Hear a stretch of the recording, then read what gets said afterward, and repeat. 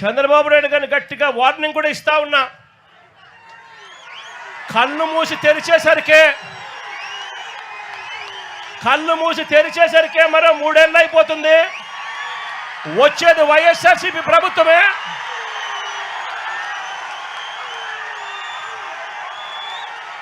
ఈ private defence కంపెనీని ఇక్కడి నుంచి షిఫ్ట్ చేస్తారని చెప్పి కూడా చెప్తా ఉన్నాం.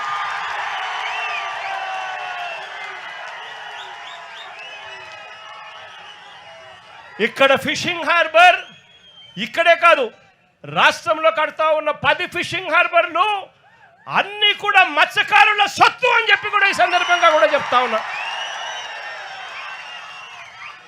దీన్ని ఎవ్వరూ కూడా వాళ్ళ దగ్గర నుంచి తీసేయలేరు.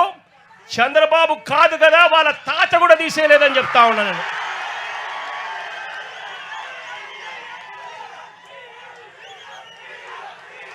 మీ అందరికీ కూడా భరోసా ఇస్తా ఉన్నా.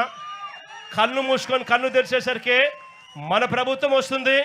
మన ప్రభుత్వం వచ్చిన తర్వాత మిమ్మల్ని అందరినీ కూడా ఈ ఫిషింగ్ హార్బర్ మీ హక్కుగానే ఇస్తాము.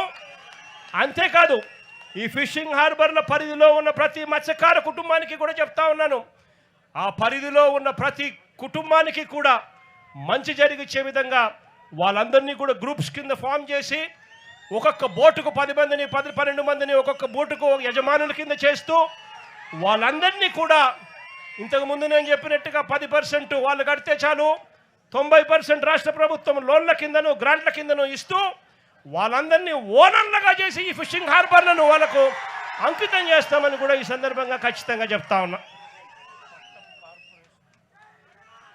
అదేవిధంగా ఇక్కడికి వస్తూనే పాలెం మత్స్యకారులు కొంతమంది పట్టపు కార్పొరేషన్ కావాలని అడుగుతా ఉన్నారు. 56 కార్పొరేషన్లు పేదల కోసం మన ప్రభుత్వ హయాంలో అడిగిన వాళ్ళకి ఎవరికి కూడా కాదనుకోకుండా కార్పొరేషన్లు ఇచ్చాం.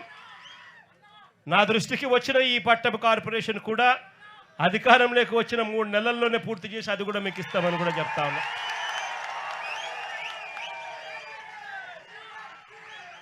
మరొకసారి మీ అందరికీ కూడా భరోసానిస్తూ మంచి జరగాలి, దేవుడు ఖచ్చితంగా మంచి జరిగిస్తాడు.